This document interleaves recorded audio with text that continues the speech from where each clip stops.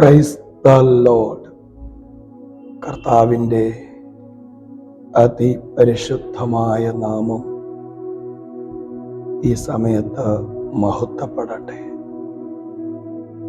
വേഗം വരുന്ന കർത്താവായ യേശുക്രിസ്തുവിൻ്റെ നാമത്തിൽ ക്രിസ്തീയ വന്ദനം. എന്നെ ശ്രദ്ധിക്കുന്ന എല്ലാ ദൈവജനത്തിനും നാം പഠിച്ചുകൊണ്ടിരിക്കുന്ന ഈ സന്ദേശം അനുഗ്രഹമായിരിക്കുന്നുവെന്ന് വിശ്വസിക്കുന്നു. നിങ്ങളുടെ അഭിപ്രായങ്ങളും നിങ്ങളുടെ പ്രാർത്ഥനാ വിഷയവും ഞങ്ങളെ അറിയിക്കുക. നിങ്ങൾക്ക് ഇത് അനുഗ്രഹമാണെങ്കിൽ മറ്റുള്ളവരെയും അറിയിക്കുക. നമ്മുടെ കർത്താവ് വേഗം വരുവാൻ പോകുന്നു എന്ന് ലോകത്തിൻ്റെ സംഭവങ്ങളെല്ലാം വിളിച്ചു പറയുന്നു. യേശു കർത്താവിൻ്റെ വരവിന് വേണ്ടി ഒരുങ്ങുന്ന വ്യക്തിക്ക് ഉണ്ടായിരിക്കേണ്ട 10 യോഗ്യതകളിൽ 6 നമ്മൾ കഴിഞ്ഞ ദിവസങ്ങളിൽ പഠിച്ചു കഴിഞ്ഞു.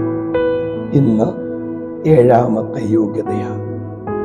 എന്താണ് തിരുവചനം പറയുന്നത്? ഗലാത്യ ലേഖനം 5-ാം അധ്യായം അതിൻ്റെ 16-ാമത്തെ വാക്യം. ഗലാത്യ ലേഖനം 5-ാം അധ്യായം അതിൻ്റെ 16-ാമത്തെ വാക്യത്തിൽ അപ്പോസ്തലനായ പൗലോസ് ദൈവത്തിൻ്റെ ജനത്തോട് ആത്മാവിൽ എഴുതിയ ദൈവവചനം ഇങ്ങനെ വായിക്കുന്നു: ആത്മാവിനെ അനുസരിച്ച് നടപ്പീൻ, എന്നാൽ നിങ്ങൾ ജഡത്തിൻ്റെ മോഹം നിവർത്തിക്കുകയില്ല എന്ന് ഞാൻ പറയുന്നു. ജഡാഭിലാഷം ആത്മാവിനും ആത്മാഭിലാഷം ജഡത്തിനും വിരോധമായിരിക്കുന്നു. 2 കാര്യങ്ങൾ ഒന്നിനോടൊന്ന് ചേരുന്നതല്ല. ജഡം ഒരിക്കലും ആത്മാവിൻ്റെ ഇഷ്ടത്തിന് അധീനപ്പെടുകയില്ല. ആത്മാവിൽ ജീവിക്കുന്ന വ്യക്തിക്ക് ജഡത്തിൻ്റെ ഇഷ്ടത്തിൽ ജീവിക്കാൻ കഴിയത്തില്ല. നമുക്കറിയാം, അന്ധകാരത്തിൽ നിന്നും തൻ്റെ അത്ഭുത പ്രകാശത്തിലേക്ക് നമ്മെ വിളിച്ച് നമ്മെ തൻ്റെ പുത്രൻ രാജ്യത്തിലാക്കി നിത്യ തേജസ്സിൽ കൊണ്ടുപോയി നിത്യതയിൽ തന്നോടൊപ്പം ഇരിക്കാൻ വേർതിരിക്കപ്പെട്ട് വിളിച്ചിരിക്കുന്ന സകല വിശുദ്ധന്മാർക്കും ഒരിക്കലായി ഭരമേൽപ്പിച്ചിരിക്കുന്ന വിശുദ്ധ പ്രമാണത്തിന്റെ കാവൽക്കാരായി നിൽക്കുന്ന ഓരോ ദൈവവചനും വചനം പഠിക്കേണ്ടത് ആവശ്യമാണ്. നമ്മുടെ കർത്താവ് ഭൂമിയിലായിരുന്നു, തൻ്റെ ശുശ്രൂഷ നിവർത്തിച്ചു, താൻ മരിച്ചു, അടക്കപ്പെട്ട് സ്വർഗത്തിൽ പോകുന്നതിന് മുമ്പ് തൻ്റെ ശിഷ്യന്മാരോട് പറഞ്ഞു, ഞാൻ പോയി പിതാവിൽ നിന്ന് കാര്യസ്ഥനെ നിങ്ങളുടെ സഹായത്തിനായിട്ട് അയക്കും. യേശു പറഞ്ഞതുപോലെ സ്വർഗത്തിൽ പോയി കാത്തിരുന്ന വിശുദ്ധന്മാരിൽ 120 പേരിൽ പെന്തക്കോസ്ത് നാളിൽ അപ്പോസ്തല പ്രവൃത്തി 2-ാം അധ്യായം വായിക്കുമ്പോൾ 120 പേർ കാത്തിരുന്ന് പ്രാർത്ഥിച്ച മാളിക മുറിയിൽ പരിശുദ്ധാത്മാവ് ഭൂമിയിൽ എന്നേക്കും വിശുദ്ധന്മാരെ സഹായിപ്പാൻ സഭയിലായിരിക്കുന്ന ജനത്തെ പഠിപ്പിച്ച് നിത്യതേജസ്സിലേക്ക് ഒരുക്കുവാൻ നമ്മുടെ കാര്യസ്ഥനും നമ്മുടെ പഠിപ്പീരുകാരനും നമ്മെ മദത്ത് ചെയ്യുവാനായി പരിശുദ്ധാത്മാ ഭൂമിയിൽ ഇറങ്ങി വന്ന ദിവസമാണ് പെന്തക്കോസ്ത് ദിവസം, പെന്തക്കോസ്ത് പെരുന്നാൾ. പെന്തക്കോസ്ത് നാൾ വന്നപ്പോൾ പരിശുദ്ധാത്മാവ് അവിടെ കൂടിയിരുന്ന 120 പേരും അപ്രത്യക്ഷമായി അത് അടയാളത്തോടു കൂടെ വന്നു എന്ന് വചനം പഠിപ്പിക്കുന്നു. അപ്പോൾ 1-ാം നൂറ്റാണ്ടിൽ കാത്തിരുന്ന 120 പേരും ഇവൻ യേശുവിൻ്റെ അമ്മ മറിയയും സഹോദരന്മാരും ചേർന്ന് പ്രാപിച്ച ആ പരിശുദ്ധാത്മാ അഭിഷേകത്തിന്റെ അടയാളം അന്യഭാഷയും അതിനോടനുബന്ധിച്ച് പ്രാക്ടിക്കലായ ഫലവും അവരിൽ ഉളവായെങ്കിൽ അവസാനം വരെയുള്ള സഭയ്ക്ക് അത് ആവശ്യമാണ്. ഇടയ്ക്ക് മാറുകയോ ഇടയ്ക്ക് വേറൊരു ഉപദേശം കയറി ഒന്നും ചെയ്യുവാൻ പരിശുദ്ധാത്മാവ് അനുവദിക്കുന്നില്ല, ദൈവം അനുവദിക്കുന്നില്ല. ആമീൻ. 1-ാം നൂറ്റാണ്ടിൽ സഭയുടെ അടിസ്ഥാന പ്രമാണം, സഭ പണിതപ്പെട്ട അതേ ഒന്നാമത്തെ പ്രസംഗത്തിൽ കൂടെ 3000 പേര് സഭയോട് ചേർന്ന് അന്നാണ് സഭ ഉടലായത്. ആ സഭ മധ്യാകാശത്തെടുക്കുന്നിടം വരെ ഒരേ ഒരു പ്രമാണമേ ഉള്ളൂ. അതിന് പ്രമാണം മാറാൻ പറ്റത്തില്ല. അതിനാണ് പൗലോസ്ലീഹ പറഞ്ഞത്, വിശുദ്ധന്മാർ ഒരിക്കലായി അതേ പ്രമാണിക്കുവാൻ നൽകപ്പെട്ട അതിവിശുദ്ധ വിശ്വാസത്തിനും പ്രമാണത്തിനുമായി പോരാടുവീൻ.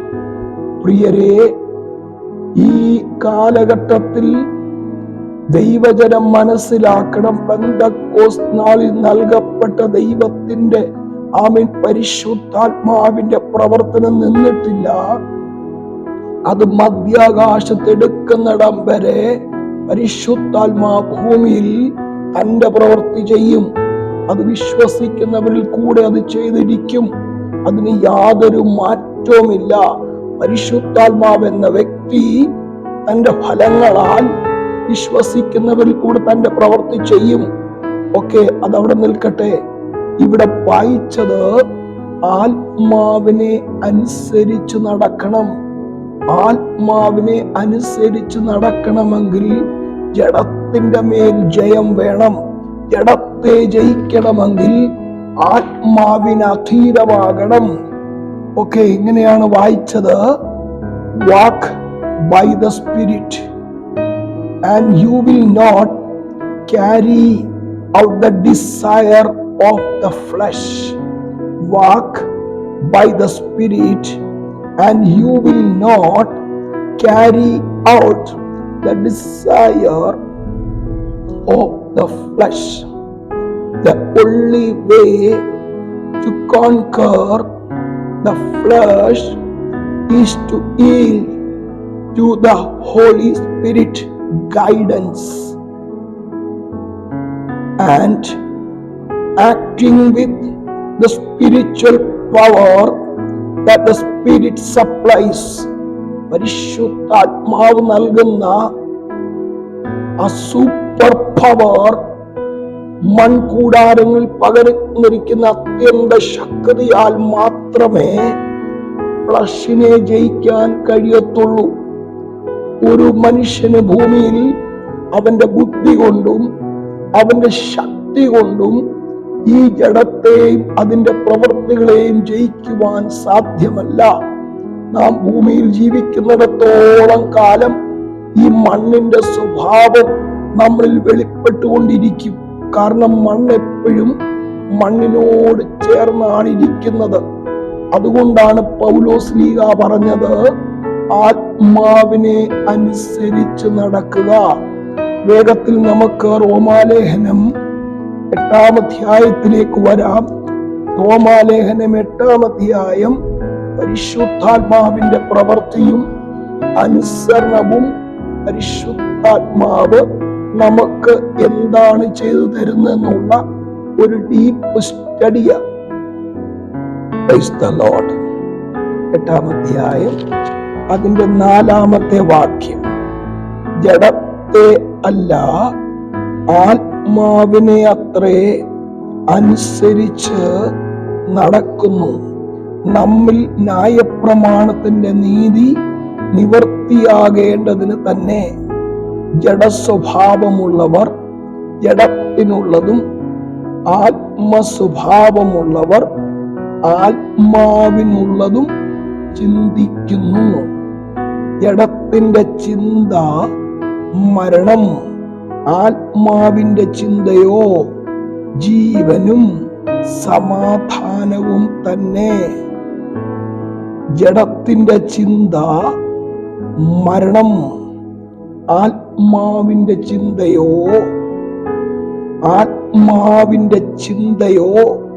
ജീവനും സമാധാനവും തന്നെ.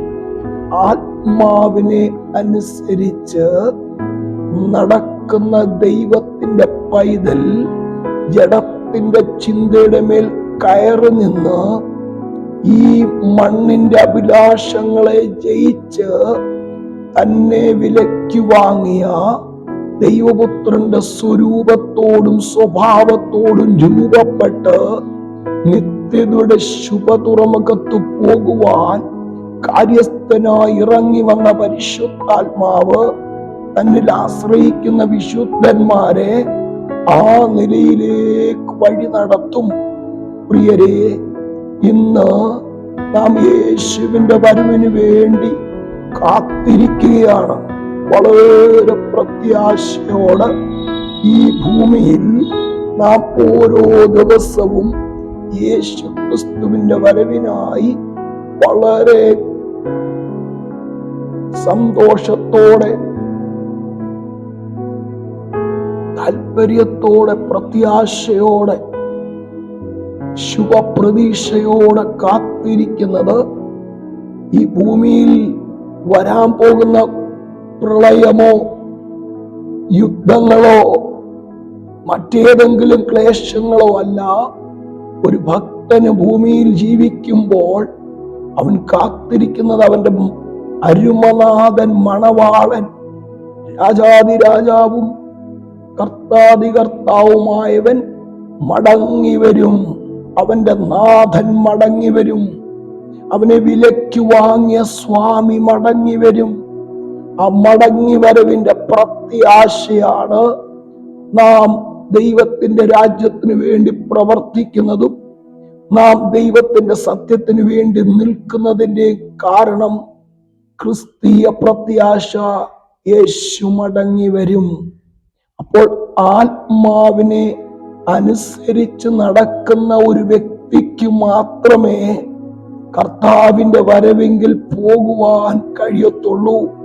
ജഡത്തിന്റെ സ്വഭാവം മരണമെന്ന് പറയുമ്പോൾ ആത്മാവിനെ അനുസരിച്ച് നടക്കുന്ന ദൈവപൈതലേ, നിന്നിൽ ഉള്ളത് സമാധാനവും ജീവനുമാണ്. ഈ ഭാഗം ഒത്തിരി ആഴമുള്ള ഒരു വിഷയമാണ്. ഇവിടെ വായിച്ചത് ജഡത്തിന്റെ ചിന്ത മരണം. ജഡത്തിന്റെ ചിന്ത. ഏദേൻ തോട്ടത്തിൽ ദൈവം മനുഷ്യനെ സൃഷ്ടിച്ചപ്പോൾ ദൈവത്തിന്റെ ഗ്ലോറിയിലും ദൈവത്തിന്റെ മഹത്വത്തിലും അവൻ ദൈവത്തോടുള്ള സംസർഗത്തിലും ആയിരുന്നു. ഇത് കണ്ട പിശാച് ഹവ്വയുടെ അടുക്കൽ വന്ന് അവളോട് പറഞ്ഞു, നിങ്ങൾ ഈ വൃക്ഷഫലം തിന്നുമ്പോൾ മരിക്കത്തില്ല. ദൈവം പറഞ്ഞു നീ തിന്നുമ്പോൾ മരിക്കും. ആമീൻ. ജഡം പറയുന്നു, പിശാചു പറഞ്ഞു മരിക്കത്തില്ല. ആ ഫോഷ്ക്ക് വിശ്വസിച്ച് എന്നേക്കും ദൈവാനുരൂപമായിരിക്കുവാൻ തിന്നത് തിന്നുന്ന നാളിൽ മരിക്കുമെന്ന് പറഞ്ഞ ദൈവത്തിന്റെ ശബ്ദത്തെ നിരാകരിച്ചുകൊണ്ട് പൈശാചിക ശബ്ദത്തിന് ചെവി കൊടുത്ത മനുഷ്യവർഗം വില കൊടുക്കേണ്ടി വന്നത് മരണമെന്ന ഗ്ലോറി നഷ്ടപ്പെട്ട, നിത്യ തേജസ് നഷ്ടപ്പെട്ട മനുഷ്യവർഗത്തിന്റെ മേൽ അടിക്കപ്പെട്ട പാപത്തിന്റെ സ്വഭാവം ഇന്നും പിശാച് ലോക മനുഷ്യന്റെ മേൽ അല്ലെങ്കിൽ സഭയിലേക്ക് വന്നിട്ടും അവൻ മരണത്തിന് അധീനമായി ജീവിച്ചുകൊണ്ടിരിക്കുന്നു. പരിശുദ്ധാത്മാവിന്റെ പ്രവൃത്തിക്ക് അവൻ അധീനപ്പെടുന്നില്ല. അവൻ ഇങ്ങനെ കബളിക്കപ്പെട്ടവനായി ഒഴുകിക്കൂടിയിരിക്കുന്നു. സ്നാനപ്പെട്ടത് കൊണ്ട് രക്ഷിക്കപ്പെട്ടെന്ന് പറയുന്നു. സ്നാനപ്പെട്ടത് കൊണ്ട് നിത്യത്തിലെത്തുന്നൊന്നും ഒരു ഗ്യാരണ്ടിയും ഇല്ല. ഒരു മനുഷ്യൻ പരിശുദ്ധാത്മാവിന്റെ അധീനതയിൽ, പരിശുദ്ധാത്മാവിന്റെ ആ നടത്തിപ്പിൽ, അതിന്റെ കൃപാവരങ്ങൾ പ്രാപിച്ച് ജഡത്തെ ജയിച്ച് ആത്മാവിൽ ജീവിച്ച് ആത്മാവിൽ ജീവനും സമാധാനവും അനുഭവിച്ച് ഈ ഭൂമിയിൽ പ്രാക്ടിക്കലായി ദൈവരാജ്യത്തിൽ ജീവിക്കുന്ന വ്യക്തിക്ക് നിത്യ തേജസ്സിലെത്താൻ കഴിയത്തുള്ളൂ.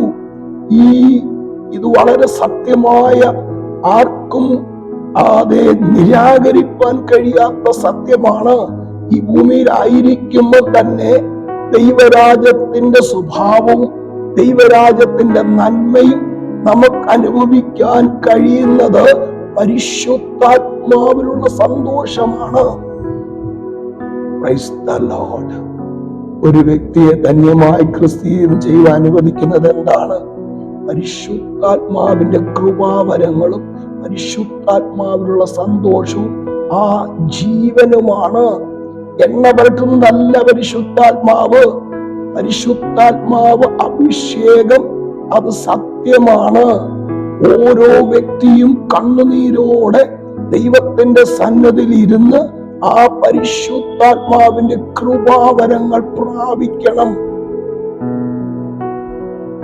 അത് വ്യക്തിപരമായി നമ്മുടെ അനുഭവമാണ്.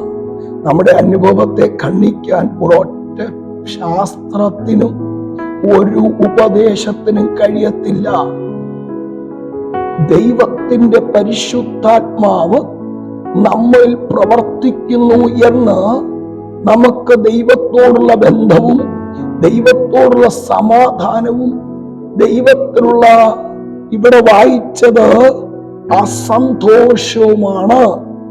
റോമാലേഖനം 5-ാം അധ്യായത്തിൽ പൗലോസ് ശ്ലീഹ ഇങ്ങനെ പഠിപ്പിച്ചു: വിശ്വാസത്താൽ നീതീകരിക്കപ്പെട്ടിട്ട് നമ്മുടെ കർത്താവായ യേശുക്രിസ്തു മൂലം നമുക്ക് ദൈവത്തോട് സമാധാനമുണ്ട്. സമാധാനമില്ലാതിരുന്ന നമുക്ക് യേശുക്രിസ്തു മുഖാന്തരം ദൈവത്തോട് സമാധാനം ലഭിച്ചു. ആ സമാധാനം പരിശുദ്ധാത്മാവിലുള്ള സന്തോഷവും നമ്മെ നിത്യതയ്ക്കായി ഒരുക്കുന്നുണ്ട്. ഇനിയും ഗലാത്യലേഖനം 5-ാം അധ്യായം 22-ാമത്തെ വാക്യത്തിലേക്കൊന്ന് പോകാം. എന്താണ് അവിടെ വായിക്കുന്നത്? ഇങ്ങനെയാണല്ലോ: ആത്മാവിന്റെ ഫലം. പരിശുദ്ധാത്മാവിൽ നടക്കുന്ന വ്യക്തി പരിശുദ്ധാത്മാവിന്റെ ഫലം പുറപ്പെടുവിക്കണം. യേശുക്രിസ്തു പറഞ്ഞു, വൃക്ഷം ഫലം പുറപ്പെടുവിക്കുമ്പോൾ അതിനെ തിരിച്ചറിയാം. നീ ദൈവരാജ്യത്തിലേക്ക് പോകുവാൻ കാത്തിരിക്കുന്ന പ്രത്യാശയുള്ള ദൈവവേദലാണെങ്കിൽ ആത്മാവിന്റെ ഫലത്താൽ തിരിച്ചറിയാം. പ്രിയ ദൈവവേദലേ, വ്യക്തിപരമായി വചനത്തിന്റെ മുമ്പിലും ഈ സന്ദേശത്തിന് മുന്നിൽ തന്നെ ശോധന ചെയ്തു നോക്കുക. ഞാൻ യേശുവിന്റെ വരവിന് വേണ്ടി പ്രത്യാശയോടെ നോക്കി പാർക്കുന്നു. ആരെങ്കിലും ഏതെങ്കിലും പറയുന്നതല്ല, വചനം പറയുന്നു ഫലത്താൽ വൃക്ഷത്തെ തിരിച്ചറിയാം. യേശു അങ്ങനെ പഠിപ്പിച്ചു. ഫലം കൊണ്ടവനെ തിരിച്ചറിയാം. ഒരു വ്യക്തി പുറപ്പെടുവിക്കുന്ന ഫലം നിത്യരാജ്യത്തിലേക്ക് പോകുവാൻ ഈ ഭൂമിയിൽ പ്രത്യാശയോടെ യേശുവിന്റെ വരവിന് വേണ്ടി കാത്തിരിക്കുന്ന വിശുദ്ധന്മാരിൽ സ്വർഗത്തിൽ ചെന്നിട്ടല്ല ആത്മാവിന്റെ ഫലം, ആത്മാവിലുള്ള ജീവിതം, പരിശുദ്ധാത്മാവിലുള്ള നടത്തിപ്പ് സ്വർഗത്തിൽ ചെന്നിട്ടല്ല, ഈ ഭൂമിയിൽ കർത്താവിൽ ചേർന്ന് നിത്യതയ്ക്കായി ഒരുങ്ങുന്ന പാപക്ഷമ ലഭിച്ച, സമാധാനം പ്രാപിച്ച, രക്ഷിക്കപ്പെട്ട് സ്നാനപ്പെട്ട് പരിശുദ്ധാത്മ അഭിഷേകം പ്രാപിച്ച് പരിശുദ്ധാത്മാവിനാൽ നിയന്ത്രിക്കപ്പെട്ട് ആത്മാവിൽ നടക്കുന്ന, പരിശുദ്ധാത്മാവിന്റെ ഫലം ജീവിതത്തിൽ കൊണ്ടുവരുന്ന, അത് പ്രത്യക്ഷമായി ജഡത്തെ ജയിച്ച് ആത്മീയനായി ജീവിക്കുന്ന ഒരു വിശുദ്ധന് മാത്രമേ പറയാൻ കഴിയത്തുള്ളൂ, ഞാൻ യേശു വരുമ്പോ പോകും. അപ്പം എല്ലാ കാര്യവും ഇപ്പം പറയാൻ പറ്റത്തില്ല. കാരണം നമ്മുടെ സമയം തീരുന്നതിന് മുമ്പ് 2-3 കാര്യങ്ങൾ ആ ഭാഗത്തൊന്ന് പറഞ്ഞിട്ട് പ്രാർത്ഥിക്കാം.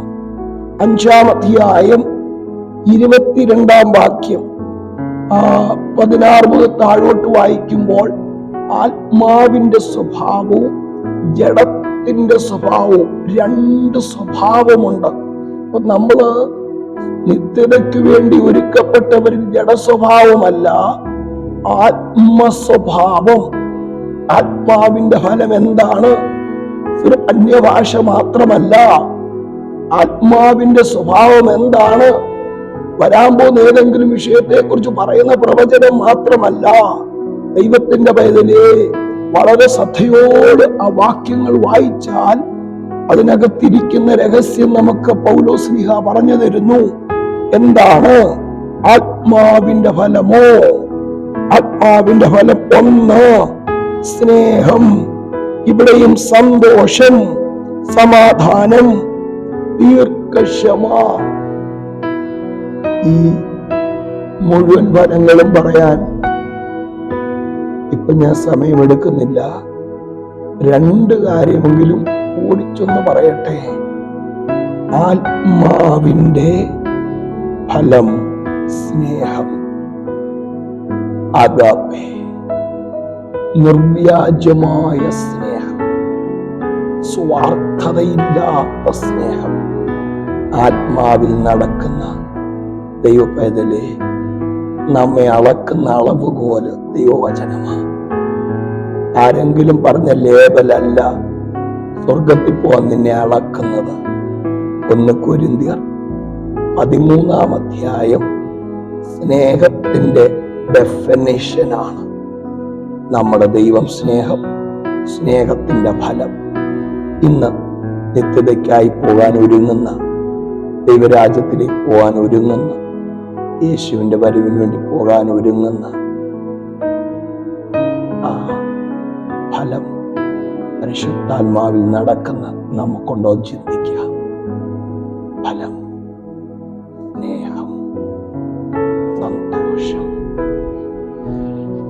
സന്തോഷമാണ് ക്രിസ്തുയേശുവിൽ പരിശുദ്ധാത്മാവിനാൽ ലഭിക്കുന്ന സന്തോഷമാണ് കഷ്ടതയുടെ നടുവിൽ ഈ തിരുവചനത്തിന്റെ സത്യം ഉയർത്തിപ്പിടിക്കാൻ നമ്മെ യോഗ്യമാക്കുന്നത്. പൗലോസ്ലീഹ കഷ്ടതയുടെ നടുവിൽ കൂടെ കടന്നു പോകുമ്പോഴും തന്റെ ഹൃദയത്തിൽ നിന്ന് എന്താണ് വന്ന ഭാഷ? എപ്പോഴും സന്തോഷിപ്പീൻ, ഇടവിടാതെ പ്രാർത്ഥിപ്പീൻ, എല്ലാറ്റിനും സ്തോത്രം ചെയ്യുവീൻ. എപ്പോഴും സന്തോഷിക്കാൻ കഴിയുമോ? ഇച്ചിരി കഷ്ടം വരുമ്പോ, ഇച്ചിരി പ്രയാസം വരുമ്പോ നമ്മളെത്ര വ്യാകുലപ്പെടാറുണ്ട്. പരിശുദ്ധാത്മാവിൽ നടക്കുന്ന ദൈവപൈതലേ, നിന്നിൽ വെളിപ്പെട്ടു വരട്ടെ പരിശുദ്ധാത്മാവിന്റെ ഫലം. അതാണ് നമ്മെ നിത്യതയ്ക്കായി ഒരുക്കുന്നത്. ആ ഫലത്തിൽ ജീവിക്കുമ്പോഴാണ് നാം ദൈവമക്കളെന്ന് മറ്റുള്ളവർ പറയുന്നത്. ഇവർ യേശുവിനോട് കൂടെ ആയിരുന്നവർ. ഇന്ന് നമ്മെ നോക്കി നമ്മുടെ സമൂഹം പറയുമോ ഇവർ യേശുവിൻ്റെ മക്കളാണെന്ന്? നമുക്ക് വാസ്തവത്തിൽ ആ സ്നേഹം പങ്കിടാൻ കഴിയുമോ? ആ സന്തോഷം പങ്കിടാൻ കഴിയുമോ? God bless you. ദൈവം നിങ്ങളെ ധാരാളം അനുഗ്രഹിക്കട്ടെ. സന്ദേശം കണ്ടിന്യൂ തുടർന്നിരിക്കും. 10 യോഗ്യത പഠിക്കും. യേശുവിൻ്റെ വരവിന് വെളിപ്പാട് പുസ്തകവും ദാനിയേൽ പ്രവചിക്കുന്ന ചില കാര്യങ്ങൾ കൂടെ വരും ദിവസങ്ങളിൽ പഠിക്കും. ദൈവം നിങ്ങളെ ധാരാളമായിട്ട് അനുഗ്രഹിക്കട്ടെ. പ്രാർത്ഥനയിൽ ഓർക്കാം.